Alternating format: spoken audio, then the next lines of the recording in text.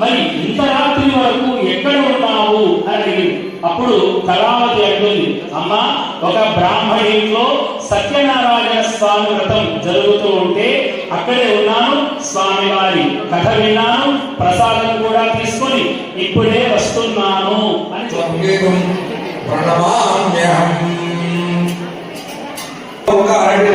కొద్దిగా